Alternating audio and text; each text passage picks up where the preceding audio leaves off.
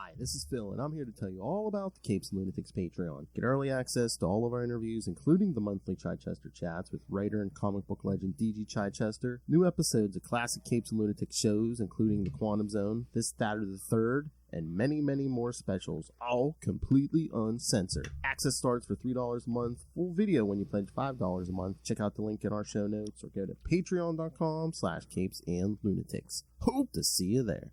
Hi, I'm Jim Zub, the writer of Rick and Morty vs. Cthulhu, and this is the Capes and Lunatics podcast. Don't let him fool you. He writes a bunch of Marvel, too.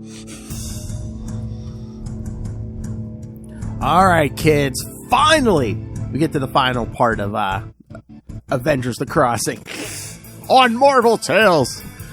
I am Phil. Joining me, as always, the real Justin, not a space phantom. Right. Justin the Owl, stepping through the cryogenic capsule, busting free,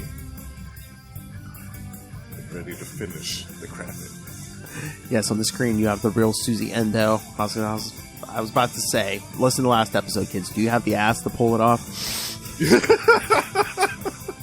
I like to think so.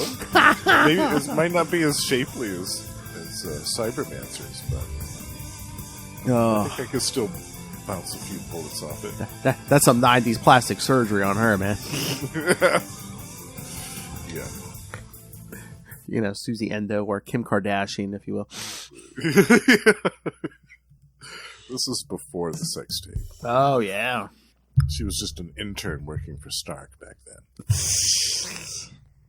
Good thing you didn't smoke cigars, kids. Oh, my God. Lilith and I were talking about that on Salty and Penny the one day. We're like, these kids who were born afterwards don't know how wild the 90s were. Oh, man, it was wild. Just talking about that stain on the dress. The Clinton and Monica Lewinsky stuff, the O.J. trial. It was a soap opera every week. And I don't know about you, but, man, in the summers, man, as a kid, man, I just, left the house in the morning. It's like, yeah, I'll see you at, 11 o'clock tonight. Yeah. Yeah, basically, yeah. You gonna eat anything? Oh, I'll eat at somebody else's house. Yeah, I'll eat something. Yeah, it's like one of those memes where it's just like, I think it was like a millennial or something. It's like, I ain't messing with those people who grew up in the 90s, man. They survived all summer on hose water and never went home and dogs, hose water and hot dogs. Uh-huh. That's the other thing Lilith and I are bond on, because we were both single, only children, latchkey kids. Or just yeah, me too. Yeah, really? Totally. Yeah, I'm an only child too. I totally had the run of the house in the summer. Oh, remember that? You just get up, no one's home. It's like, I can do that. I can do what I want. I loved it. Loved it. All right, kids. So I know we're kind of trying not to do the crossing, but again, it's the last part. Let's finish this up. Yes. We're on the home stretch, Phil. All right. So once again, like last time, we're going to start with War Machine. Interesting how they tried to cram a lot of War Machine issues into this crossover. Did you notice that? Yeah. And again, it wasn't from the beginning. It was kind of in the middle there. It was like, let's get some War Machine in there. Yeah. Here, you guys pushing some issues, selling some units? Yeah, we can do some of that, yeah. All right. So I wonder, again, I was on again, off again with War Machine at this point. I wonder if what the response was from the readers for that costume. Did they love the new armor? Or? Yeah, I didn't read any of the letters that came in on these issues, but I should go back and read some, because I'm interested to see what the reaction was on that alien war mech costume, if people liked it or not. All right, so yeah, War Machine 23. Again, a lot of this, some of the art is hit or miss for me here. So, do we have more than one penciler? Oh yeah, Yancey Labbitt and Fred Haynes pencils. So 2 pencilers again. Yep. Yeah, because Rhodey's up there to take out that StarCorps satellite. The first page, I don't know, with him, I guess the sun behind him, the second page isn't too bad at that armor. Yeah, I like that second page. That looks cool. Like you said, it depends on the artist. Yeah. Like you said in the last episode, it depends on the artist. Some of them do a really good version of that.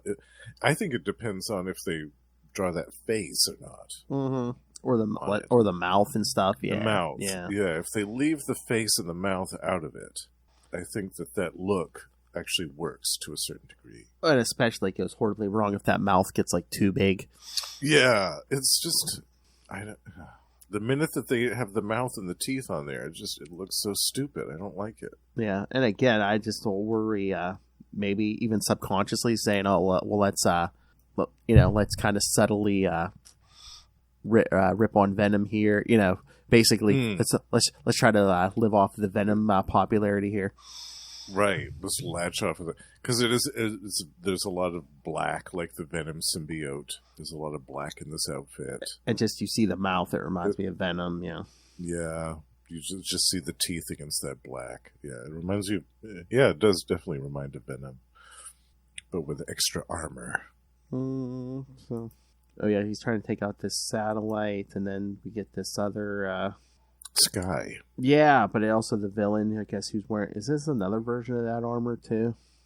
Yeah, this is another character who has that war wear, but this is somebody in the service of Kang, apparently. This is their first and only appearance, I think. Yeah, it's kind of weird, yeah, because, it's technically a part of the crossover, but barely. Yeah. It's basically just, Rhodey trying to take down Tony Stark's satellite. Mm-hmm.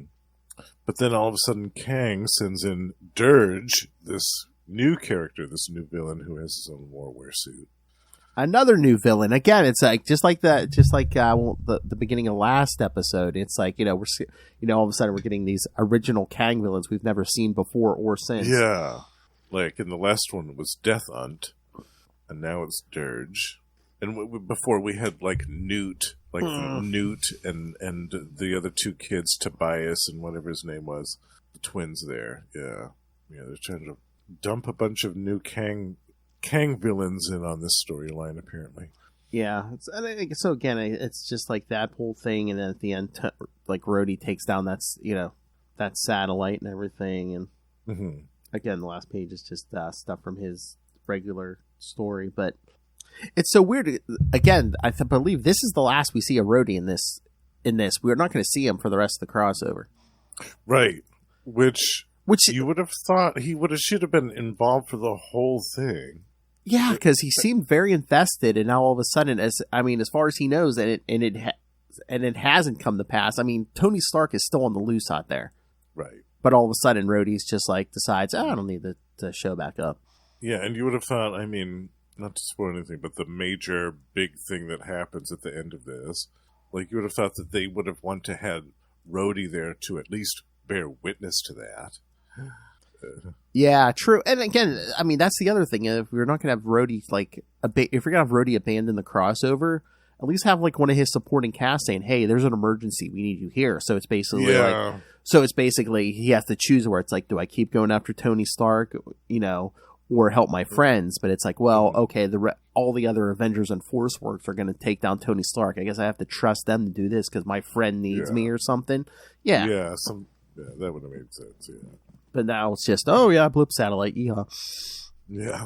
And this whole thing with the two artists, I think that's been also a detriment to this crossover, is having the multiple artists that is very inconsistent. Each issue, the art is very inconsistent. Oh, yeah. All right, so if you really want this thing to go off the rails, kids, let's keep going. Yeah. Avengers 394 is next. Oh, that reminds me. You know what else I got last weekend? I still got to put it together. I got a Lego Mjolnir. Oh, nice. Yeah. Yeah, it was a gift. How many pieces is it? Oh, God, I think it's is it 900 some or something? Oh, my God. But yeah, so I'll have to take a picture when it's done. But yeah, my wife, my wife and son bought it for me. So yeah, I got to put it together. Yeah, and you got to have that after it's complete. You got to have that in the background. Oh yeah, I got to find a place back there. Yeah. Yeah, that smart ass Will. He was like, "Are you gonna be worthy of that?" I'm like, "I guess we're gonna have to build it in the spot I wanted, huh?" Yeah. But yeah, I have to find a way to get it somewhere close to that Iron Man helmet, and I have like a cap shield or two, not the good ones, but I'll have to, yeah, have to find some way to get them all together. Yeah, definitely. Like that damn mansion. All right. Oh man, trying to find Avengers 394 here. Stupid app. This issue might be my least favorite of the whole bunch. Of this week or in general? The whole crossing thing. Oh my! Oh, good God. Yeah, because, well, as we see from that cover, hold on, I'm pulling it up soon here, but we see the new Wasp on the cover, kind of giving away that reveal. Boo. Yeah. Again, is it like another case of like Teen Iron Man, which we're about to get to, where it's just like, oh, hey, the Heroes Reborn is coming, so we can just do whatever we want? Yeah. Let's just make her some weird mutated creature just because. Exactly. Which would have been great for like a what if issue. Oh, what yeah. if the Wasp turned into a mutant or something like that? Almost like a horror story or something, yeah. They could have done it in an annual, just as a one-off. Oh, yeah. Where she got mutated and they had to switch her back. Yeah, Cure, yeah. All right, I got it. But no. Oh, here's the best part of this. Yeah, on the cover it says, still $1.50. I wish. Yeah. Wow. That's a selling point. Wow. Okay, Howard. Wow. Again, I'm an old man, kids. I miss the days. Like, I started collecting around the time when it was going from 75 cents to $1. Yes. And this was before they charged tax. So it was $1. Mm-hmm. Man, you wanted 3 comics, you slap down $3. Absolutely. And I got, for a while, I was getting an allowance of $5 a week. So that meant I could get 5 comic books a week, which was a big deal. 5 comic books a week? I mean, that's a lot, yeah. Oh my God, I said in the heyday, like early 90s, there was a shopping center near here, had it made. Because like at the one end, you had like, I don't know if you had them up there, the Hills department store, which in the front you had like this like huge ass snack bar where you could get like hot dogs, slushies, all kinds of, and they'd have at least 1 or 2 arcade games in there, so you could like sit there and like eat hot dogs and play arcade games and stuff. Then you walk down to the middle of the shopping center, there was a newsstand. Okay. So you'd roll in there, buy a couple comics, and then you walk down to the other end of the shopping center. There was like it was either 4 or 5 screen movie theater. Oh, wow. It's like a small movie theater. Yeah. I love it. It's on a good weekend, man. Yeah. Spend all day there, man. Hell yeah. You know, play some games, eat some hot dogs and stuff, go buy some comics and go see a movie. That's great. I love it. Yeah. Yeah. That sounds like fun. I want to do that now. I know. I would do if there was still. I mean, the shopping center's there, but none of those are there now anymore. I'm just like, if that was there, man, I'd be doing that with my kid. I'd be like, let's go. Yeah, let's spend a day at the mall. All right, so Avengers 394. Wah, wah. Where we see, Moonraker's getting tortured. Oh, he's getting the business. And if you look closely, there are all these metal pinions being jabbed into this man. If you look closely, it looks like one of them's going right up his butt. Wow! Well, it's either that or it's going up somewhere in the front end, and I'd rather not like to entertain that possibility. Not like to think about that. But if you look closely, that's what's going on to Mr. Slade Truman. So yeah, I know we're torturing you, but have you had your prostate checked recently? And remember, this isn't even Slade Truman or Gustav Brandt. No, it's a Mortis Space Phantom torturing a Space Phantom. Well, I mean, maybe we're misconstruing this. Maybe this is like a sexual thing. Yeah, man. They're making a video. Oh my!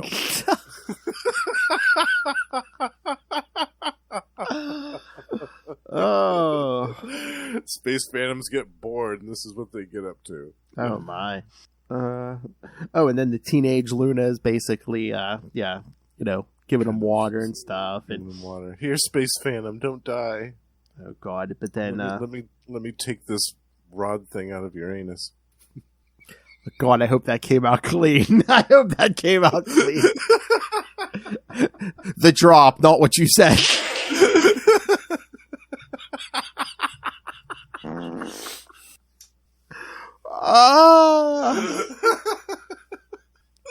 I love you, Justin. This is just like talking to Lilith. She had chance is never zero, Phil.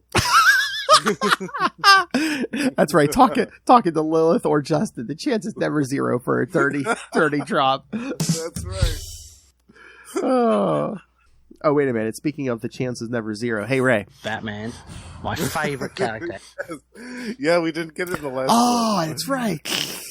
Oh, See, that's the thing. I think that's better because, if we do it every episode, he's expecting it. But if we just that's true. Pick and choose, he's just sitting there. Know. He's just sitting there going, oh, God. All right. So the rest of Kang's forces discover Luna. I'm guessing Newt is a space phantom too. I guess, yeah, and the twins. Yeah, I know it's. I know I saw the twins Tobias are. and Malachi. Yeah, the twins are. Yeah. Yeah. So one would presume that Newt would be as well, I guess. So they just like basically start attacking, but then Luna has like a Mobius chair or something. Yeah, right. I was reading this. I was like, Metron gonna come looking for that one of these days. But then Luna and Moonraker escape, and Manta's like, no, my space phantom. She touches her elbows behind her back for maximum effect. Boom power activate. Testing the tensile strength of that barely their front covering. Yeah. I bet I can get this to rip. Space Phantom saying, "Oh, look at these new and improved." Yes. I just visited the cast of Nip Tuck for these. Oh my! A new and improved set of cold, wet, hard nipples. Is that a sentient tongue? Oh! Is that a sentient tongue? You know how duck penises work, right? It's a giant sized man thing. And this is a Marvel podcast, kids, so always remember. Chris Evans can get it all day, every day. That's right. Oh, yeah, Justin co-signs that 150%. Oh, absolutely. Absolutely. Oh, yeah, he's from up there, isn't he? Yeah, oh, yeah. Yeah, a little New England biscuit, yeah. My favorite biscuit. All right. Then meanwhile, Hank is still watching over Janet as that cocoon looks like it's about to open. Yeah, some weird things are happening there. And then we're calling T'Challa to try to help us with the Tony Stark stuff. Yeah. Basically going over the scans Vision took of the Arctic bunker. Even T'Challa's like, yeah, this crossover sucks. I'm going to stay in Wakanda. I know. It's like, are you coming to help? Yeah, no thanks. No thanks. I'm good. You guys stay right there, and I'm going to stay right here. And the editor must have been dyslexic because the editor's note says Iron Man 234, but it was actually Iron Man 324. Oh, whoops. Yeah. Editor slip. Yes. So yeah, we basically get a 1-page call to T'Challa. So. Mm-hmm. Yeah. And then Luna comes through with the. Yeah, Hercules is trying to remember something, but then he remembers when he sees teenage Luna. Yeah. The Mobius chair appears. Yep. And yeah, she brings back Moonraker, who Hank Pym's checking him out now, saying, I don't know how he survived this long. There are lesions on his back and stomach attest of extensive electrical abuse. The pustules on his wrist and ankles indicate exposure to severe concentrations of radiation all across the spectrum. And I haven't seen a colon in that severe amount of trauma since that weekend on Fire Island. Oh my! So I was gonna say electrical torture and radiation burn, so almost as bad as a rectal exam. A prostate exam. It's right up there. or even worse, like Justin said, if it was going up the front. Yeah, that's much worse. Or no, I'm sorry, if it was going up the front. Knock me out, kill me. Yeah, kill me first, please. Oh yeah, when I was like 19, I got knocked out to get my wisdom teeth out. Oh yeah, if you're doing that, you're definitely knocking me out. You're going down there, you're definitely knocking me out. Yeah. I guess, and that cocoon is still slowly unraveling. And then Newt shows up. Newt. Yes. Newt. There it is. I love how in one hit he takes out 3 of them. Oh yeah, Hercules, Vision, and Deathcry, who's all of a sudden back. Exactly. Just lays them out. I was about to say, yeah, Deathcry's back. Well, I think he throws Hercules into Deathcry, and I think Vision tries to catch them both, maybe. Yeah, but it's just, yeah. But yeah, he's going through the Avengers, then he disembowels Swordsman. Disembowels a Swordsman. Yeah. I kept wondering, if Newt is this much of a badass, like, why did Kang and Mantis even need Tony?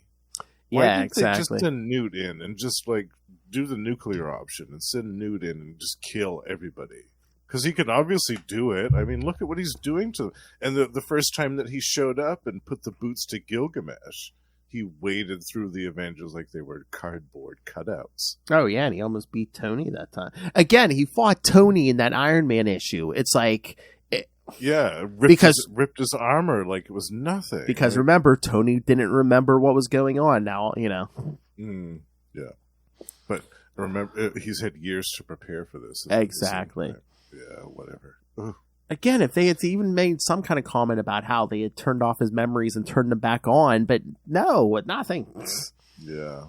But yeah, so... And also, like, Century, like, the one character that you would think would be able to put up a fight against Newt. This would be this other alien warrior, right? Yeah.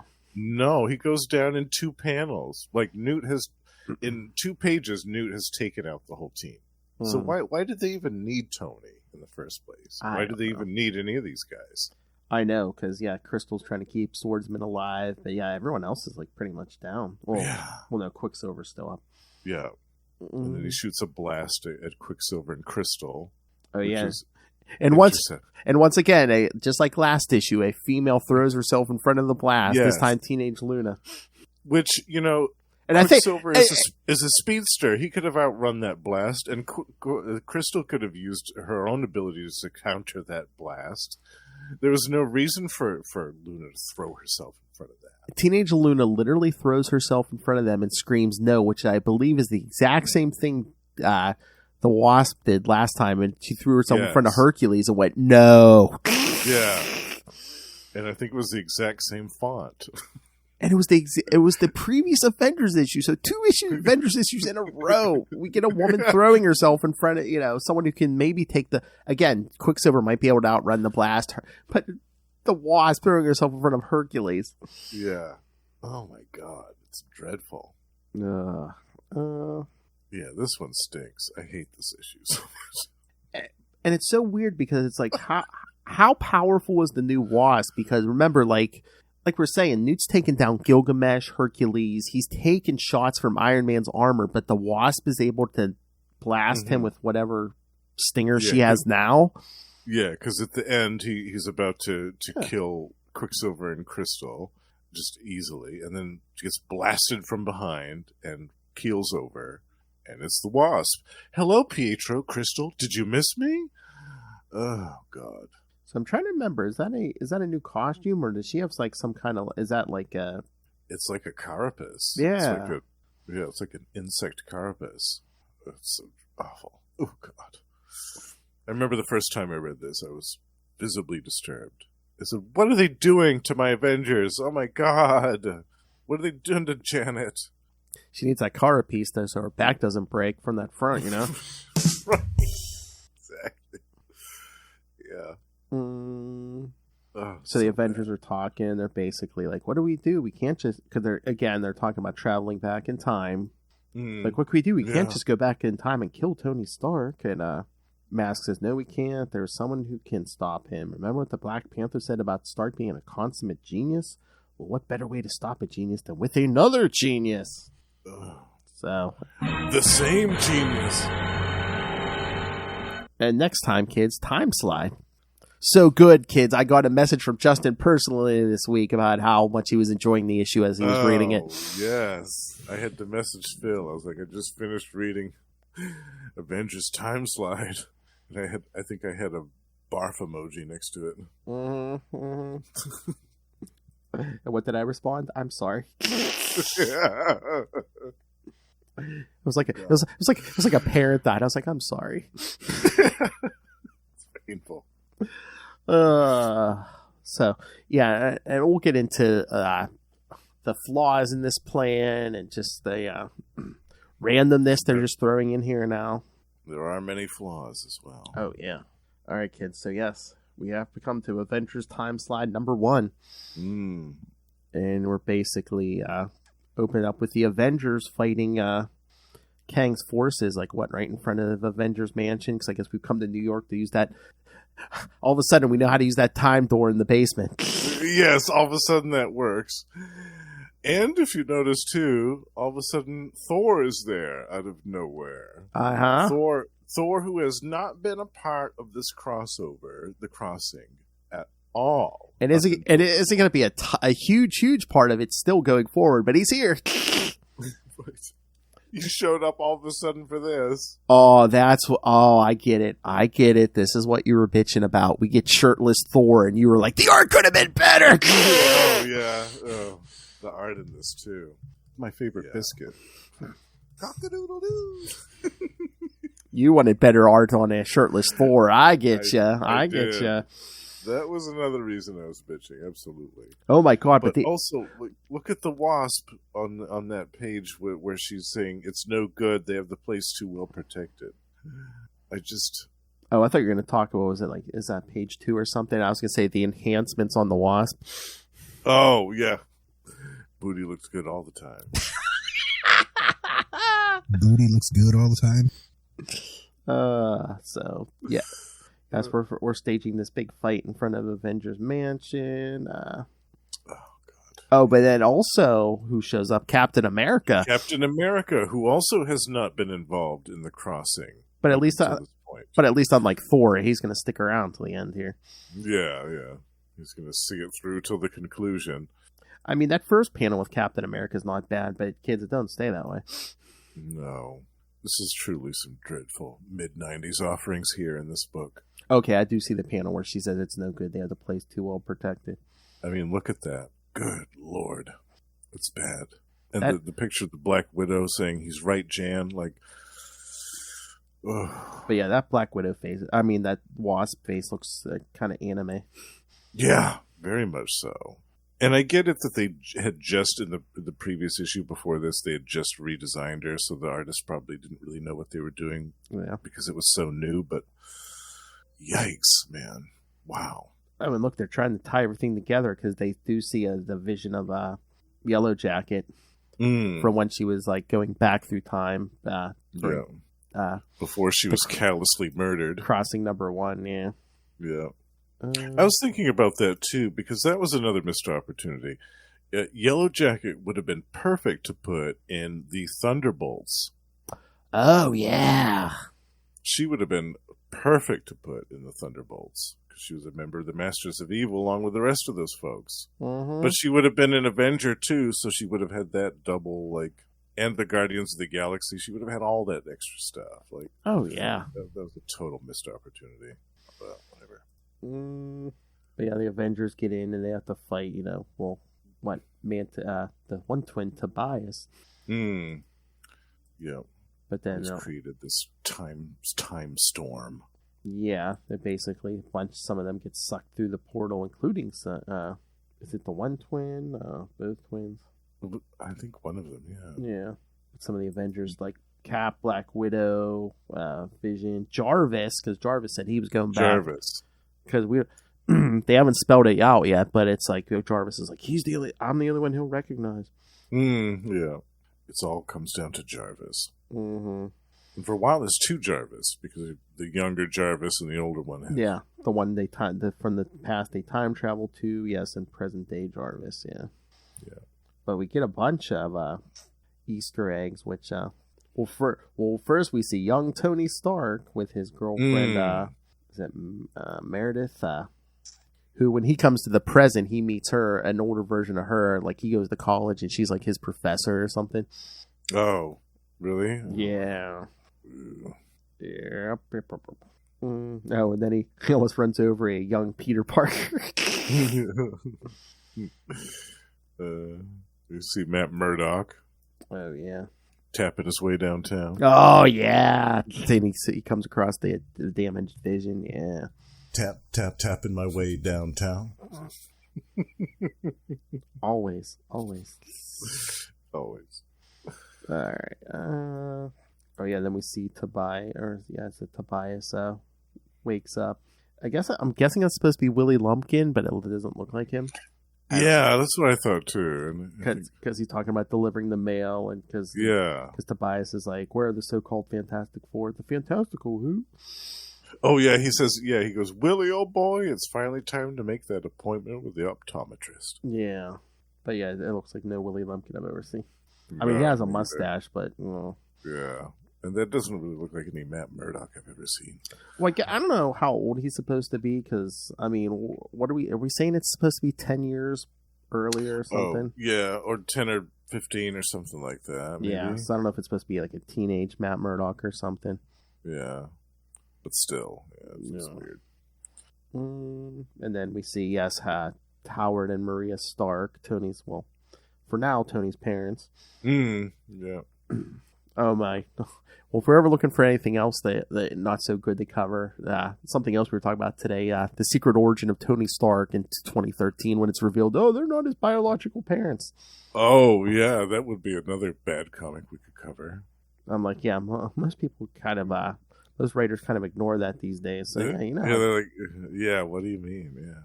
Because it was like, who's his parents? I don't know. And then guess who got to pick his parents? Bendis. Yeah. About that. You're like, yeah, about that crap. Yeah.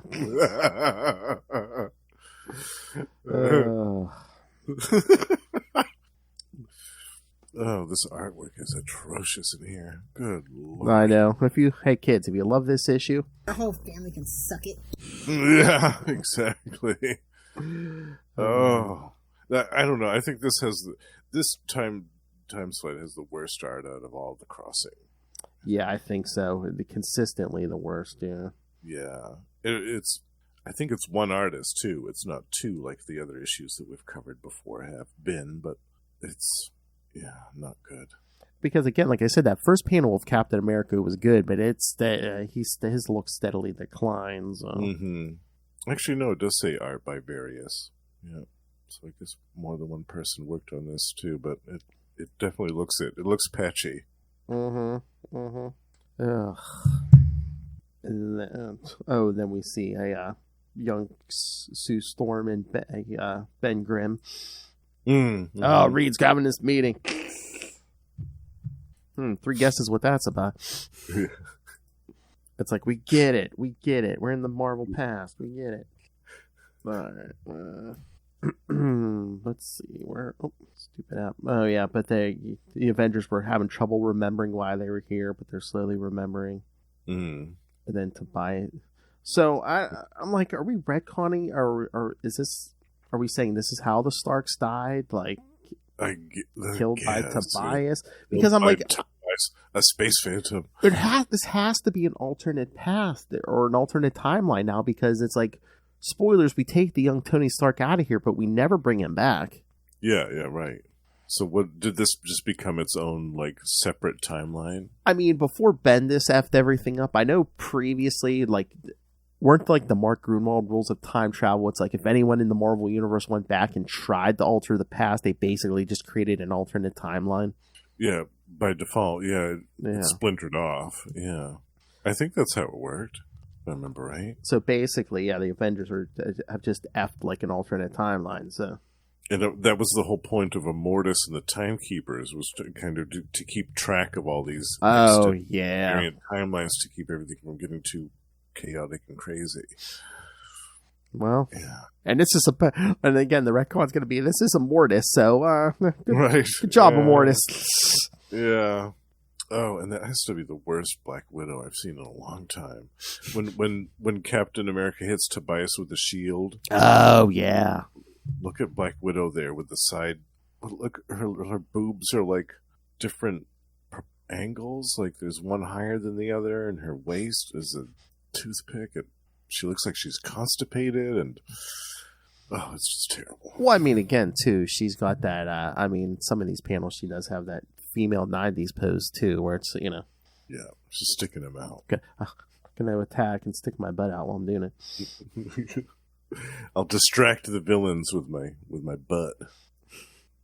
But yeah, basically, young Tony Stark's rushing in. My parents.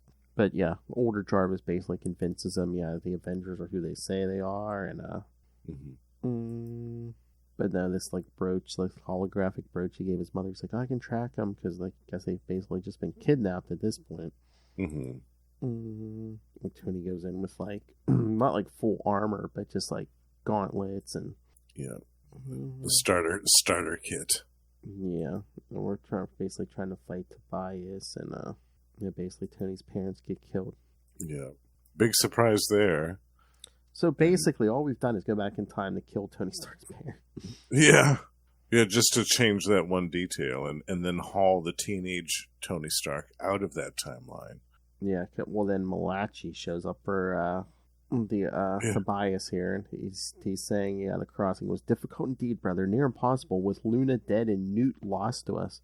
He's got the Mobius chair. So yes, hold it, worm. Black Widow says. So what Tony's telling the Avengers, because he really wasn't down with what they were asking him before, but he's like, I'll do whatever it takes, go wherever you lead to help stop these monsters. I will be an Avenger, and my parents will be avenged first. Okay. But then they're like, oh, well, there's no way to get back to the present. But of course, who steps in with their time platform? Yes, the most famous of all college dropouts, Victor Von Doom. Dr. Doom, who appears for all of 2 pages. At the very end of the issue. Being very helpful, letting these people use a time machine. I know. He only charged them a couple $1 million to use it. Because, again, wouldn't usual Doom just oh, hey, you're from the future, I'm going to lock you up and study you? Yeah, exactly, yeah. And if you guys got any power I can steal? You have knowledge of the future? I want that. He loves stealing people's powers, so wouldn't he be like, If anything, he'd be looking for an excuse to fight somebody at this point in his life. Man had a lot of rage in his heart back then. Because he was basically I recognize Captain America from World War II, but none of you and the rest of you. Yeah. I will destroy you. Mechanical men, warrior women, and legends come to life. What a truly wondrous world this is, and soon, so very, very soon, it will all be mine. All be Von Dooms. All right, kids. So yes, we're gonna conclude this in 2 oversized issues, and then an epilogue. But yeah, weird epilogue. Yeah, it's more like this is your life, Tony Stark. But pretty much, yeah. That's exactly what it is. All right, so next we're going to go to Iron Man 325. Yeah. Battle of the Iron Men. Exactly. Sort of. Yeah, well, we at least get that on the cover, yeah. Well, we sort of get that in the issue. Yeah, for all 2 seconds. Yeah. Yeah. Oh, yeah, that's completely weird. Hold on, I'm going to have to scroll down and find the thing again. And you're killing me, Smalls. I always love how they throw the new crap first, and it's like, no, if I wanted the new crap, Yeah. How is there a new Iron Man number 325? It's not giving me. It's just throwing up new. I'm like, come on. I know there's only one Iron Man 325. Yeah, right. Although, I mean, the wraparound cover for 325 is pretty. I do like that cover a lot. Yeah, that actually might be the best part of the issue. Because yes, this one opens up. We see they've brought the young Tony Stark to the present, and he's in Tony Stark's house. The one in California, the one on the Pacific coast, not in the Arctic. Yeah, right. The one that's not the mobile command base. Yes. So he's basically studying all Tony Stark's stuff, and then Then we see Mask throw a beard Hawkeye at the back of Hawkeye's head. We see the other Tony. Oh, yeah. Yes, older Who's Tony. still in his Arctic bunker. Looks like he's nursing a hangover or something. Losing his mind. Yeah. Then we see Mantis and one of her sons. Yeah, this is weird. Some weird Game of Thrones stuff here. I know, because he's literally like hugging her leg. Yeah. Mommy, is it feeding time? Oh my. Mother, how did you meet him? How did you meet Kang? Hey, Russell, the Crossing Lord. Hey, Russell, this is the fourth and final part we've done of the Crossing. That's right. We're wrapping it up tonight. Thank you, Jesus. Oh, man. But again, we're going to do the info dump. Mother, how did you meet Father Kang? Yeah. Goes, how did you and Dad meet? Years ago, he was in conflict with one known as the Avengers. Foolishly, I was very young then. I had mistaken the Avengers as friends. I think I realized my error the moment I beheld Kang.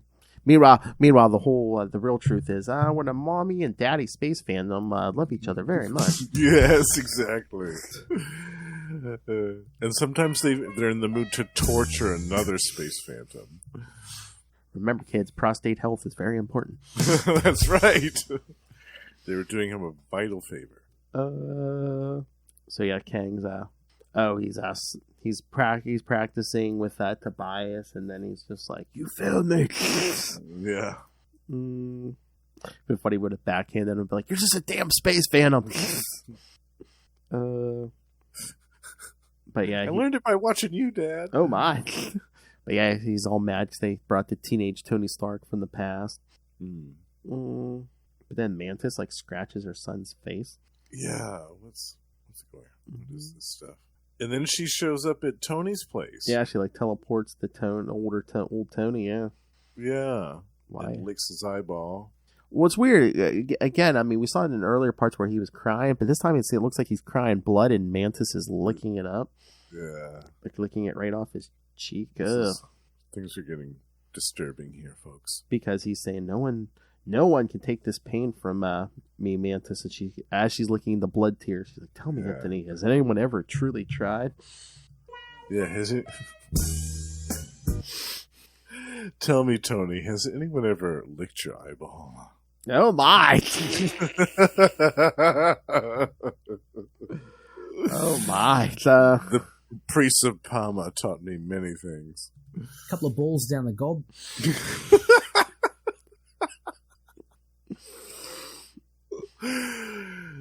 Oh God! And then the Avengers are back at the mansion in New York, looking for that time door has suddenly disappeared. And another artist, and again. Yep. Yeah. Oh my good God! That wasp. That picture of the wasp. Oh. Oh yeah. Jeez. Yeah. It hurts my soul. That might be the worst version of that I've seen so far. Oh my God! Yeah. The only good picture is when Quicksilver and Crystal are having a little embrace by the window, and there's that sunlight coming through. That's not bad. Yeah, that's not bad. Yeah, but holy God, the rest of it. Because they're all sad because Luna's still missing, and that's when Captain America walks in and says, "I just got word from Hawkeye. They found the lead. We're going to move against Stark's Arctic bunker." I'm like, didn't you guys already know about the Arctic bunker and that he's there? Shouldn't that be your first and only lead? Yeah, and Century already knows how to get there. Like, he already took them there once. Yeah, and they have Mask. Mask came from the bunker. She should know where it's at. Right.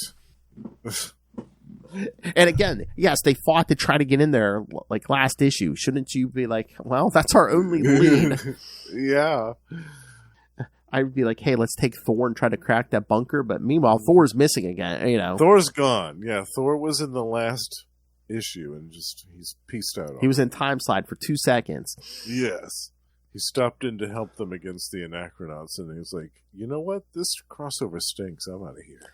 And then suddenly out of nowhere, as the Avengers are getting ready to leave, Henry Gyrick shows up with a bunch of mandroids to stop them. Yeah. what's that about? I know, because I remember reading this new, and I'm like, I was kind of in and out on Avengers issues at this point. Like, I hadn't read every issue. I'm like, did I miss something where the Avengers are like on Gyric's bad side again or something? But where did this come from? I know we've said this about a lot of stuff in this crossover, but where did this come from? Yeah, there was nothing about the government or a Gyric or anything in this crossover. Yeah, Gyric had one conversation with somebody, like maybe 3 or 4 issues. Tony back Stark in this crossover. Tony Stark at the very beginning. Of yeah. this. But I think that was it. And like I said, it was only for like a panel. I think. Oh my god! I never got this in 30 years. Do you think Tony tried to send him to try to slow them down? Maybe. No, maybe. But again, you never explain that. It's just all of a sudden Gyric shows up. It just appears. There's no more lead up to it other than that. Yeah. Because doesn't he basically say later on? It's like, oh yeah, the government wants to you guys to hold you here while we discuss what happened. At the beginning of Timeslide, that big battle on the middle of Park Avenue and stuff. Yeah. All of Kang's army attacking them. Yeah. Because so dumb. Because supervillains never attacked before. Yeah, and what does Gyrich think that these mandroids are going to do against the Avengers? Exactly. Other than slow them down for like a few minutes, which is basically all that happens. Yeah. But meanwhile, young Tony has already made his way to the bunker. With Hawkeye and Mask. And basically gets right in because, yes, he has Tony Stark's fingerprints and retina, so... Yeah. And he knows the magic word. I liked the big wall of armors. Yes. Gallery of all the armors. You get the Silver Centurion there, and the stealth armor, and the aquatic suit, and all that stuff. Now, if we were smart, everyone would have went with young Tony, because since he can just pop the lock. Yeah. But then, Machine Smith is all freaked out when he sees young Tony until Mask, shoots him down. Yeah. And then, once again, Hawkeye jumping off a ship. Yeah. I love it. So, the 3 of them are trying to storm this bunker. And then, meanwhile, back in New York, the Avengers are fighting mandroids. And Cap's getting in Gyric's face. Yeah. He's like, do you read me, Captain? Is that enough reason for you? Or given your activities lately, would you feel more comfortable with a T in front of that word? Ooh, Gyric, you little snake. He was trying to stop once again, he was trying to stop a cosmic cube with Adolf Hitler's brain in it just because he had to work with the Red Skull. Come on. Yeah. For 5 minutes, I had to work with a Nazi to literally defeat the Nazi. Yes. The ultimate Nazi. Granddaddy of them all. Yeah. But yeah, that is a cool shot there with the Hall of Armors. Yeah. Yeah, I love that. That might be the best part of the issue, actually. Hey, look, there's a War Machine one right there. Yeah, he had a spare one the whole time. If Tony Stark wasn't a douche all of a sudden, he could have given that the roadie. Yeah. I love the Silver Centurion one. Oh, yeah. Yeah. Oh, yeah, that's one of the Funkos right there. Yeah. I see it. Yeah, I love it. And below the other one, there's the War Machine one. Got the gold one. Yeah. Nice. I love the all gold one too. That was another one of my favorites. The one from the first Avengers. But then I guess Tony shows up because was Tony just standing there in the Hall of Armor in armor already? I guess, yeah. And this is after he was making out with Mantis. Apparently. Yeah. Oh no, it looks like he's rounding the corner maybe, but he's coming around by the stealth armor there, and yeah. But here comes Marianne. Yep. Because, Mask helped. I think it seemed like she was already using her powers, but, at least Tony seems to have given her a change of clothes because Marianne was wearing, that coat, that leather coat and stuff. Now she's wearing that, Stark jumpsuit that, remember, Bethany K was wearing in the beginning. Right, yeah. At first I thought, is that the Black Widow with a blonde wig? Oh, no, that's Marianne. So Mask, Marianne, Hawkeye, they're all, jumping on Tony. Dog piling on Tony. But then meanwhile in New York, the Avengers man, we don't have time for this, and that's when Sentry shows up to teleport everyone to the Arctic. Good timing, Sentry. Exactly. I guess he was lost in the time stream. It happens. And just when it looks like old Tony's about to defeat everyone in the Arctic, young Tony armors up. I like the suit that he picked too. Yeah, cool. I think that's original. I don't know if that's ever shown up before. Yeah. It doesn't look like it's any other one that I remember. Yeah, cool. Maybe it was like a prototype armor. Or something. Yeah, because old Tony doesn't know who it is. He's like, nobody can bypass the security lockouts on my suits. Who the blazes are you? Just call me nobody. So we basically get like 1, 2, about 3 pages or so of this armor fight. But of course, I love the Avengers' brilliant plan, but of course, older, more experienced Tony, who's actually used armor before, is going to defeat young Tony. Well, yeah, old Tony, like, basically, like, who are you? And, like, basically, like, shatters the helmet. He's like, dear God, you. It's you. It's me. It's us. He's like, wrong. A younger you, a cleaner you. It was your idea, I think, but the Avengers pulled it off. So then young Tony basically repulses our blast the control panel and shuts down the bunker. Looks all proud of himself. And old Tony's like, don't you dare look at me that way. That look of arrogance is responsible for what I've become. And he basically, like, rips out his heart. Yeah. Literally, like, reaches in. As all the horrified Avengers look on. Yeah, throws young Tony down. Like, there, it's finished. But then as all the Avengers start attacking him, old Tony gets teleported out, and Kang and his space phantoms teleport in. The future begins here.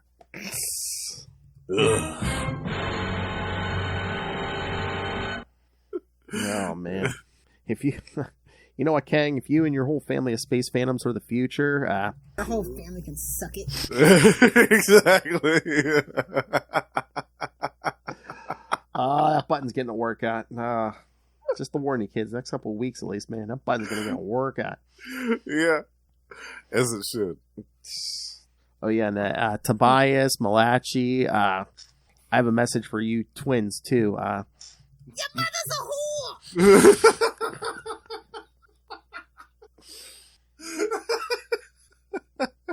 Licking strange men's eyeballs.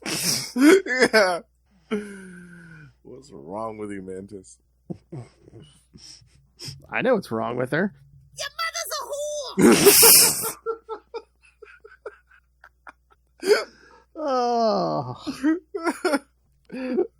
whore. Where's the old drop that we've rediscovered recently? Hold on. Yeah, here we go. Okay, let's actually do the podcast that we get paid nothing for. I like that one. That's a good one. I know.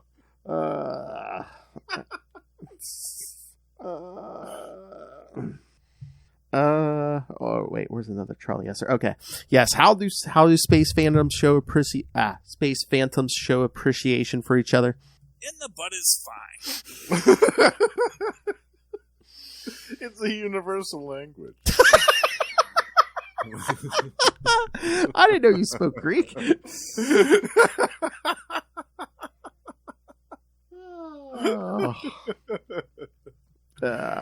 Or in the words of Lilith Hellfire, it's in his prison purse.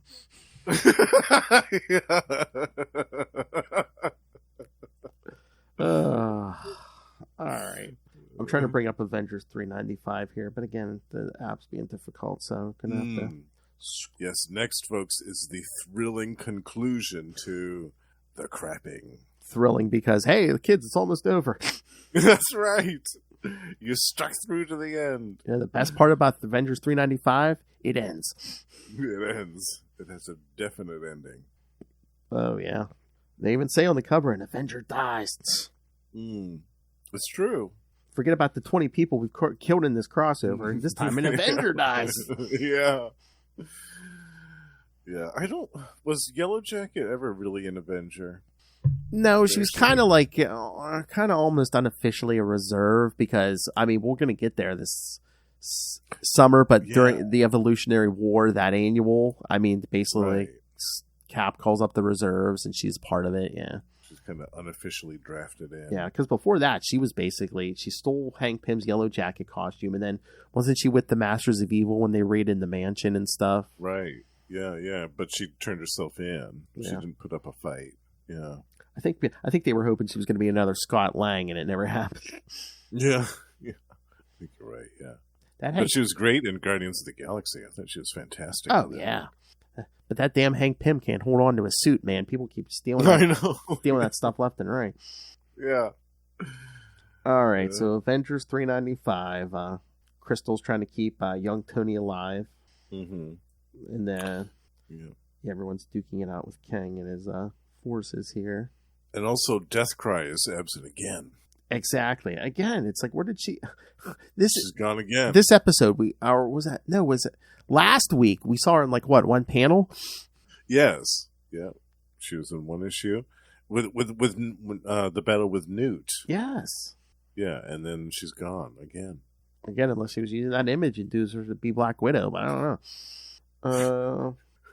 But basically, yeah, Cap and Mantis screaming at each other. And that's another thing that bothered me about this. Like, I had read Mantis's exploits before this in the pages of Silver Surfer, which were a few years before this. And then after that, she went back to Earth, and she was hanging around the West Coast Avengers for a while. And then there was a Fantastic Four issue or two, like right before Reed and Sue came back, and it's like they were helping her. Like, wasn't Kang trying to kidnap her kid or something? Or yeah, there's something else with Kang. Yeah. So now all of a sudden she's literally in bed with Kang. It's like, really? Yeah. It was so strange. Yeah, this is why we had the retcon. This is why we had the retcon. And Mantis harboring this deep-seated hatred for the Avengers. And wasn't she the one who left the Avengers by choice? And then it's like, oh, you just abandoned me. It's like, you left. Yeah, she did leave, and she went off and did her own thing for a while. Do her damn homework. There was no animosity on either party. I don't think. I think it was she was even a member of the team. She was a member of the Avengers. Yeah. Do your homework, Space Phantom. That's bad. Oh yeah, because then she's all mad because the Avengers are taking down her kids. Well, you kind of have to defend yourself if they're trying to kill you.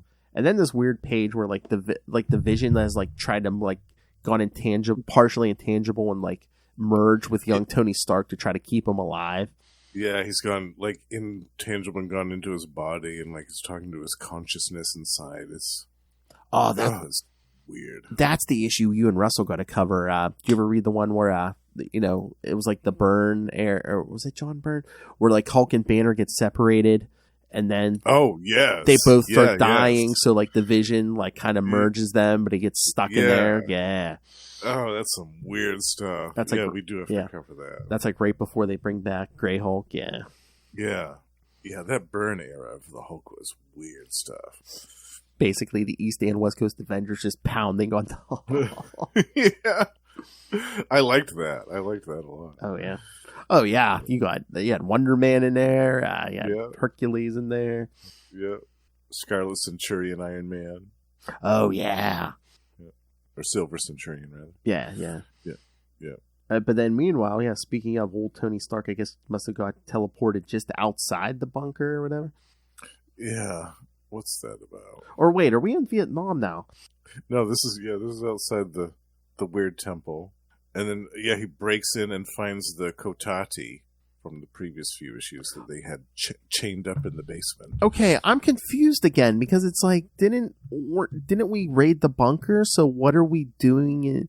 Because even at the end, Scarlet Witch shows up. At the end, it's it took me a while to track you guys to Vietnam. It's I thought Kang and Mantis and them teleported in, but did they teleport everyone to Vietnam? Oh, maybe they did. But I mean, they really from the Arctic bunker to Vietnam. Maybe they did do that. So they really don't explain that, except that when Tony's outside, it looks like he's outside a castle, not that bunker. Yeah, the big. It's such a mess. Something about the crossing that's confusing. Get out of here. Yeah. Wow. Yeah. All right. Let's see. We're almost there, Justin. We're almost there. Yeah. Oh man. So old Tony goes back in and finds the Kotati swordsman. Because we're gonna finish this once and for all, he says. Yes. But then Mantis starts raving about, she was in love with one of you, and basically got turned down, and she's talking about the Vision. The Vision broke her heart. Yeah. Oh, please. The Vision didn't break your heart, Mantis. Give me a break. Man, Mantis, the Scarlet Witch, man, Vision must be very fully functional. You know what I'm saying? Hard as a diamond. And again, I mean, literally, he could do this all day, you know? You're right. Sure he doesn't get tired. Sleep.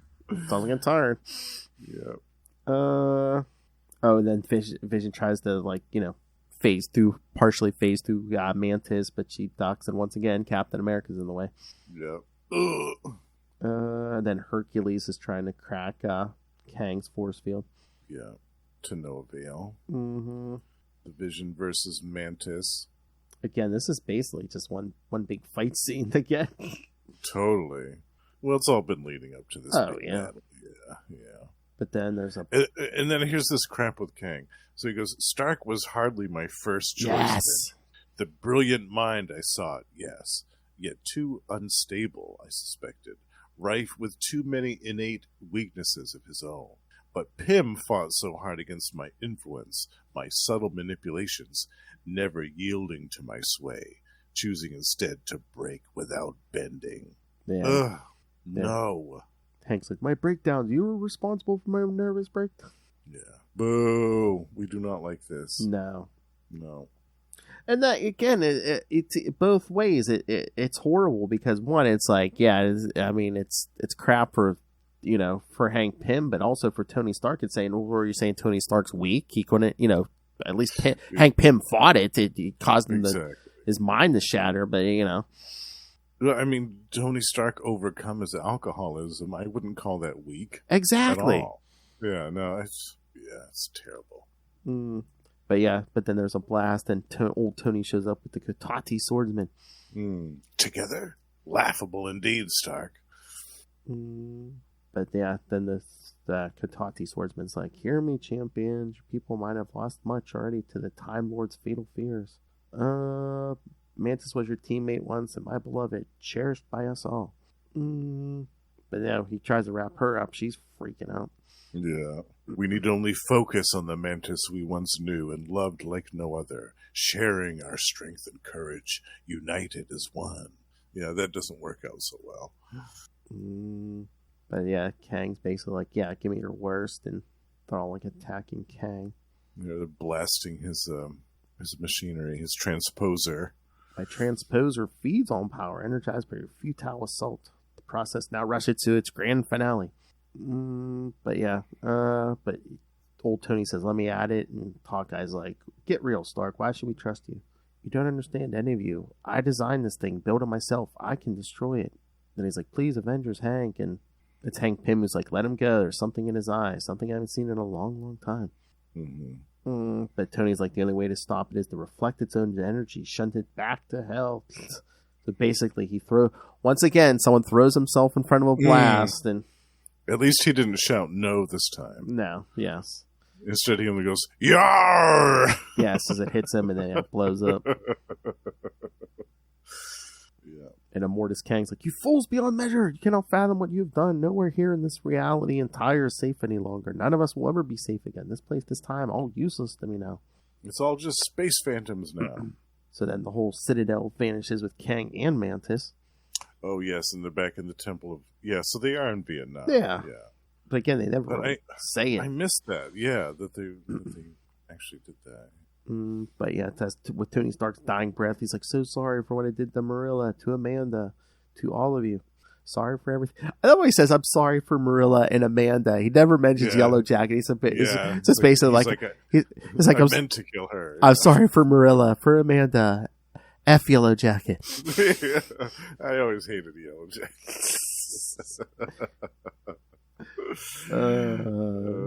She wouldn't sleep with me. That's right, yeah. But then he pulls something out of his gauntlet and gives it to Hank, and it's schematics for Iron Man's chest plate. Ooh, wonder what we're going to do with that. Yeah, surprise. So then, Tuck shows up with Luna. Mm-hmm. So this space phantom's like, here's your kid back. Yeah. Yeah. And then he vanishes, and then Scarlet Witch shows up. Because again, I remember reading this. I'm like, "Where's Scarlet Witch at?" You know, her and U.S. Agent and them like abandoned ForceWorks HQ. Where did they go? Yeah, and Spider-Woman, like where? Yeah, what were they doing? Yeah. But yeah, we see Scarlet Witch show up in the ship, and she's saying, "I had to track your comm signals all the way from the Arctic bunker to here in Vietnam." So yes, they did go to the Arctic bunker. They must have been teleported at some point. But we never really called it out. Yeah, we never see that, or it's never mentioned specifically. But that's good art. I mean, that Scarlet Witch on the last panel there looks good. Yeah, I really like that. Yeah, she goes, "We have much to discuss." In other words, I want back on the Avengers. Oh yeah, ForceWorks is pretty much done. Yeah, I mean, I think even in the next issue, I think they talk about that. Oh yeah, because it's like, I mean, Iron Man pretty much created ForceWorks. So. Yeah, that was his brainchild, I think. Yeah, and he funded the whole operation. Oh yeah. All right, so let's real quickly do the epilogue. Age of Innocence, the rebirth of Iron Man. Oh, God. Which is, again, like I said, is basically Tony Stark, this is your life. But yeah, because we see that, you know, him getting his heart out, ripped out by old Tony, and then basically everybody's standing around because he's getting heart surgery and stuff, and they're giving him an old, you know, a chest plate like Tony Stark used to have when he first became Iron Man. Yeah. See how it's coming full circle here, folks? Yeah. But I don't know. I guess Hank was performing the surgery himself because he comes out. He's like, I've done all I can. The rest is up to Tony. Yeah, well, Hank was really the only one qualified to do it, I think, out of the... Yeah, oh yeah. There. But I thought maybe we would bring in like a doctor who's not a superhero or something. That's not realistic. I know. So Jarvis is sitting there with young Tony, and then he gets visitors, Happy Hogan and Pepper Potts. Yeah, this is your life, Tony Stark. A brown-haired Pepper Potts. Yes. Somebody in the calling department needs a stern talking to about that. Yes. And for some reason, Happy shows up in like a tuxedo or something. He's wearing a bow tie and a jacket. He's looking weird, too. Yeah. But yeah, again, it's like Pepper reminiscing about, you know, when she first met Tony, he wasn't too much older than this Tony. And basically, how she became his personal executive assistant. With benefits. Well, yeah, I mean... Can you take dictation? How are you with cigars? Wow!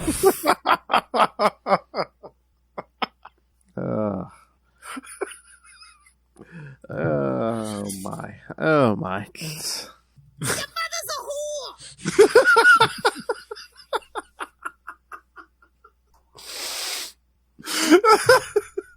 I think I found the kids, but I have nothing to say. I'm just gonna say.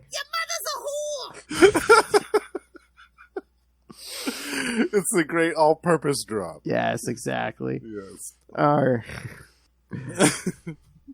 Oh yeah. What did you say to me? Well, your mother's a whore. Hickory dickory dock. Your mother's a whore. All right. And then Happy Hogan's reminiscing about how he met Tony Stark pulling him out of a race car.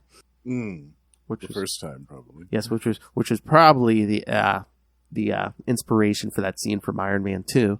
Yeah. Suck it, all of you. I still like Iron Man 2. I liked Iron Man 2, too. I was going to say, I liked Iron Man 2, and any of the rest of you who didn't like Iron Man 2. Our whole family can suck it. I'll watch Iron Man 2 over Iron Man 3. Let's put it that way. Yeah. I'll watch them all over Thor the Dark World. So Pepper and Happy reminiscing about when they met Tony, and then they're talking about it, you know, of course, how we got captured. Was this over? I was gonna say, did we say where? Because again, as sliding time happens, because remember in the 60s, it was it in Vietnam or Vietnam, Korea, or Cambodia or something, yeah. And then of course, then it was Afghanistan, and I wonder where it's going to be in the next decade. That's the two big sliding times. It's always where was Tony Stark originally captured, and like where did Frank Castle serve Yes, overseas. yeah. Yes. Yeah. Yes, and basically, Tony building that first suit in the cave and all that. Yeah. Which looks black instead of gray. Again, we need to have a talk with the coloring department. Exactly. And then, Tony couldn't get romantic with a woman because he had that chest plate. Damn it! I've got to do something about this. It's getting in the way of my booty calls. Exactly. And then, basically, was this Cap and said Hawkeye, going through all of Tony's files and stuff, and like, remember all the time he was with us, and remember all the different suits of armor he made? Let's take a look at them. And then Hawkeye's like, we can't forget here. At least someone remembered the killing of Yellow Jacket and Marilla, and we're basically summing up the crossing here and how Tony Stark went dark. Yeah. Stark always had a control problem. When he wasn't abusing it, he was losing it. Yeah. But Hawkeye's like, I, for one, intend to do whatever it takes to make sure that this Tony doesn't repeat his same mistakes. And then Mask shows up to a comatose Tony and just starts taking like the face of all his ex-girlfriends and his stalker and everything. And I'm just like, even if he was awake, he wouldn't know 99% of these faces. So what's the point? Yeah, and that's creepy too. The woman that shot him, that shot the other Tony, Kathy Dare, wheelchair. Like, why are you gonna, out of all the people whose faces you're gonna put on, you're gonna choose that woman, the woman that almost murdered him in cold blood? Like, I don't know. What's wrong with you? Was this like? Do you think this was like a plot device where they're like the writer was just saying, "Oh, hey, she might be one of these women." Oh, like her real identity. Yeah, was this like a suspect? Were they giving us a suspect list where it's just like it could be Mask might be one of these women? Yeah. Yikes. Because the last face is Bethany Cabe, and it's like, where the hell did Bethany go to? Do you remember if they resolved that at all in the Iron Man? Oh, the Mask thing? No, because in one of the last Avengers issues before Onslaught, she kind of gets kidnapped by a shadowy figure, and it's like that's the last we see of her until after Heroes Reborn. It's that Benedict guy, right? I think so. Yeah. Because Avengers Mansion. Because I remember that. Because I collected Avengers pretty much almost until the end. Yeah. Onslaught and all that stuff. Because I think and I remember that issue. Yeah, because after they come back, Kurt Busiek eventually gets to that. I think. Again, I think she's like artificial. She's like an artificial. Yeah. She's a clone or something, or like an LMD something. Variant Yeah. Something. Yeah. That, and I think it was something that Obadiah Stane cooked up, maybe. Or I gotta go back. And didn't Count Nefaria have something to do with that too, or something? Yeah, it might have been Nefaria actually. Yeah. But you're right. It was Nefaria. Yeah. So kids, she's none of these women. Yeah, she's like Justin said, she's some kind of LMD or clone or something. I forget the story, but she's not complete. She's not human. She's some kind of construct. Yeah. Yeah, this is bonkers though. Her wearing the face of that Kathy, like it's so crazy. And then I guess Marianne tries to go in Tony's head and like wake him up or something, or and there's that heartbeat and like. Yeah. This is a mess. And then it's weird, we get this shadowy figure basically threatening him and talking about all his villains and stuff. And I don't think this individual ever shows up in the Iron Man book. Yeah, I don't remember this either. At least not before Onslaught. I'm just like, really? I mean, what is this supposed to be? Yeah. So this went nowhere because I don't think that we ever addressed this. Yeah, you will know my final vengeance. No, you won't. You will not know your vengeance. I said, I hate that when they like bring something up and I don't know when they change writers, they do something and like stuff never gets picked up. Yeah, they just completely drop the storyline. It's very lazy. Oh yeah, and I collected Iron Man too, right up until the end. Yeah, and I don't remember them ever resolving that. Oh, and there are a bunch of other stuff that resolve it. I don't think it ever gets brought up. It's like, who is this person who's basically just threatening him in his hospital room? I don't know. Yeah, but I think Len Kaminsky was writing Iron Man for a while before The Crossing, and if I remember right, there were a couple of small subplots that he had going, which after the crossing were never again. Well, yeah, addressed. because like I said, different writers. Terry Cavanaugh picked it up. I hate when they change writers like that, and it's just Mhm. yeah, Yeah, because me Len too. Kaminsky wanted no part of the crossing. I'm pretty sure. And now we can see why. Now that it's finally complete. Exactly. Now we know why. Because after this mysterious figure threatens Tony, he wakes up, and that's like the end of the issue. Yeah, he's like, what did I miss?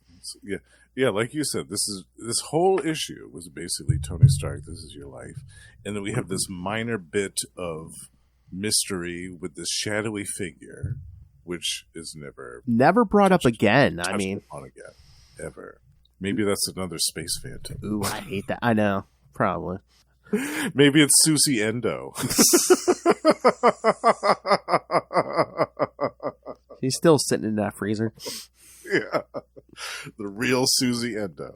All right, real quick. I know we're going long again, but I wanted to share this page from the 2001 Avengers annual where, they pretty much were explaining stuff because like when they get back from Heroes Reborn, Wasp is normal again. Hawkeye has his hearing back, and they're kind of like, yeah, Franklin Richards kind of tweaked everything when he brought everyone back, but Tony gets thrown out of Heroes Reborn. He's the adult Tony again, and then they're all basically like, oh, what happened? Because Tony says he remembers being all the Tony Starks. So, and he said, I can feel it fading like a dream, but how can I be back? yeah, we try to magnify. There we go. Yeah, because Cap's like, what does it matter? He's for you to say, Cap. You barely remember a time there. I was dead. It wasn't me who went into Onslaught. It was the teenager. I still remember him. Remember both of them, but it's feeling like a dream. Yeah, because they even say they check Tony Stark's grave and it's empty. There's just lingering energy, like some kind of energy or something. You know, Franklin, basically, I guess Franklin Richards brought him back and basically just like vaporized that grave. Yeah, he's like, yeah, we'll take care of that right now. Yeah, so basically, they were all real Tony Stark kids. The one who died, the teenage Tony Stark, the Heroes Reborn Tony Stark, they were all him. They were all him. Literally got mushed together. Yep. Everybody else was space phantoms. How weird would that be? I mean, I think he said that those other memories were fading, but how weird would that have been at the time where it's just like, I remember dying, and I remember being that teenager, yeah. Yeah, at the same time, yeah. That had to have been very awkward. Or even after my death. I remember being the teenager. Mm-hmm. Different sets of memories. Yes. Yeah. So, all right. So what's your final thoughts, Phil, on the crapping? After 30 years almost. I think the crappening sums it up. Yeah. What- I really do think it's the worst Avengers story ever. What do you think? Oh, yeah. I think the internet agrees with us, too. But yeah, I completely agree with that. Yeah. So, yes, Avengers The Crossing. Boo! But I must applaud us for getting through it all. Yes! Yay, we made it. Yeah. See, I had thought originally, well, maybe it's gotten better over 30 years. And also I thought, too, that I hadn't read the War Machine issues. I hadn't read the Force Works issues. So I thought, well, maybe those are good. Maybe there's some, hidden gems in amongst all that stuff that will be good. Honestly, I think it got worse just because probably our palette got more refined, Yes, I think you're right. We didn't have as high expectations back then as we do now, 30 years later. Oh yeah, when you're young, again, especially it was part of the '90s, and we were stewing in all those '90s comics, so it's like, it's not the best, but yeah. And we had yet to be really kind of overdone on the crossovers too, because even though they were doing them a lot then, I don't think they were doing them at the frequency that they're doing them today. Oh yeah. Oh no, they're always going to be doing one starts before another one ends these days. One of these days, I'd like to see a crossover that kind of overlaps itself. Where you see part 12 of 12, and then it also is part 1 of 12, at the same time. Oh yeah, it's the end of one crossover and the beginning of another event. Part 12 of 12, part 1 of 12. Yes. Yeah. All right. Well, like I said before, yes, May is going to be a lot better, kids, because yes, the first 2 weeks we're going to do some Frank Miller May for you guys. We're going to join in on Lilith's idea here because, yes, next week we're going to cover that first Wolverine miniseries drawn by Frank Miller, written by Chris Claremont. So, yes, that 4-issue series. That's good stuff. Yeah, I'm excited for that. Again, it's been years since I've read that one. Again, can't be worse. I can't remember it, so it's almost going to be like new to me. Nice. And then we're going to do, in 2 weeks, 2 other issues drawn by Frank Miller. Power Man and Iron Fist 76, which I haven't read before, and Marvel 2-in-1 number 51, which I don't think I read that one either. So yeah, those are both new to me as well. So I'm excited for those. We're going to get our fresh takes on that. And then we're going to round out the month with some newer picks that Justin and I picked. In 3 weeks, we'll cover Justin's pick, New Mutants Annual number 2. Yeah, with my girl Betsy. Yes. Yep. And then at the end of May, we will cover some Fantastic Fours I picked. Fantastic Four 265, 358, and 359. 265 and 358. I wonder what the common thread is there. Elijah. I love those. I'm excited to cover those too. Oh, yeah, because we were just talking about Elijah yesterday because Lilith and I covered those Web of Spider-Man issues, the Art Attack ones. Yes. Yeah. And Johnny Storm's married to Alicia. I'm like, that's the Skrull, right? Yeah, why didn't she help them out during that? She could have done some shape-shifting stuff. Yeah. I love that Art Attack story. That's a good one. And then I did bring it up, I think, this episode. But starting in June, do you remember what June is, Justin? Isn't that Guardians of the Galaxy month? No. May is Guardians of the Galaxy month. And we said, yes. No, June. We're going to start some of our summer stuff. All of June is going to be the Evolutionary War. Yes. It's the beginning of our summer crossover slam. Yeah. Love it. Evolutionary War, that's one of my favorites. Heck yeah. I mean, I think I can't remember if I read them all, but I know I haven't read them all like in order. Like we're gonna do. So yeah, kids, stay tuned. Yeah, I don't think I've ever read them in order, so that's gonna be fun. Yeah, and yeah, we're doing 3 months in a row of Evolutionary War. Yeah, I think, aren't we? Yeah, we're doing.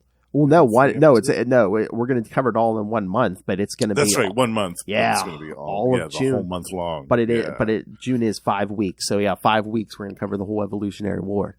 Yeah, I knew that was going to be a long one. Love it. And then we have some more crossovers planned for later in the summer. Yeah, well, we did some of our picks for July, but then in August, we're going to pick back up with the annuals like the Terminus Factor and Life Form. Yeah. Oh, and of course, 1 week of Assault on Armor City. Yeah, I love that one. Yes. So like I said, kids, good things are coming this year. That's right. We got through this major speed bump, so it's all uphill from it's all downhill. Right. It's all good. It's all smooth sailing from here. And send in your feedback, too, for the crossing. If you like it, let us know why. If you're a defender, if you have the crossing omnibus, send in your pictures of it. And whatever the second worst thing we cover this year is going to be, we're going to be like, at least it's not as bad as the crossing. Remember when we spent a whole month on the crossing? Yeah. Remember we flogged ourselves with that? All right. So, yes, kids, thanks for sitting through how many? I mean, this episode is like an hour and a half. Can you imagine how many hours we've wasted on the crossing? Oh, man. Well, the best part is we'll never have to go back to it again. Exactly. Yes. All right, kids. So, yes, send us your thoughts. Email us, CapesandLunatics@gmail.com, or call the voicemail 614-382-2737. That's 614-38-CAPES. And remember, you can find all things Capes and Lunatics, episodes, merchandise, social media, Patreon, and more at tubespace.io/Capes and Lunatics Podcast Network. That's tubespace.io/Capes and Lunatics Podcast Network. It's in the show notes. Oh, I'm never going back to the Patreon Elite. Yes, join Justin. But I was going to say, I at least never have to go back to the Crossing, but I'm just waiting for Russell to say, hey, Ray, hey, Justin, let's cover the Crossing. Oh, no. I don't even think Russell is interested in the Crossing, even just to grapple. I was going to say, if he wanted like just petty revenge on you for Hulk 2099, I think an episode on the Crossing would be...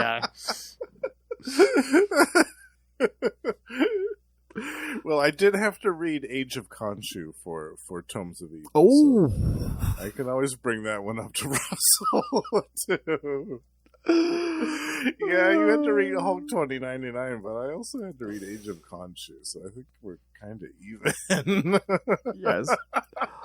All right. Well, speaking of, yes, you join me here every week. You're on We Are the Night, the Batman podcast at the end of every month, or where we talk all Nightfall and Azrael. But yes, speaking of the aforementioned Russell, yes, what shows do you guys podcast, and where can people find these wonderful products? Together, Russell and I co-host Gamma Charge, the strongest podcast there is, where we talk about everything to do with the Hulk twice a month. And also Tomes of Evil, a comic book supervillain podcast, is on its last legs, but we do have a final episode coming out with writer Jed McKay, which we're very excited about. And last but certainly not least, Predator and Prey, a Yaucha podcast, is a show that we co-host with our pal Ray. And we talk about everything to do with the Predator, including action figures, comics, movies, and more. Tap, tap, tapping my way downtown.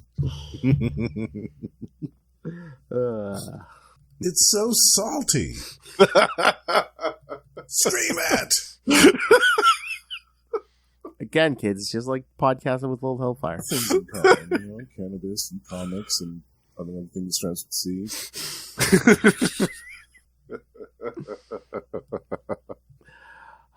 I don't know, man. That's your role model? I don't know.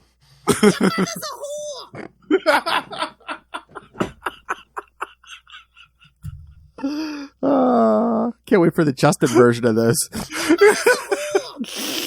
Your mother's a whore! Our whole family can suck it. The next time I record with Ray, I have to play him those. I don't know if he's heard of that, but yeah, I have to. All right. He's going to love that one. All right, kids. Thank you for joining us again. Yes. The worst is over. At least for this year, the worst is over. Yes. We've got to do one bad story a year, and this is the one for this year. Exactly. Maybe next year we'll keep it the 1 week, not a month. Yeah, we'll do 1 week next year. So send in your thoughts for what you want to hear one bad week. Yes, do you have any suggestions for next year? Let us know. But yes, next week, Wolverine, the original Wolverine miniseries. Yes. Claremont and Miller. We're going to disappear like some space phantoms. Good night.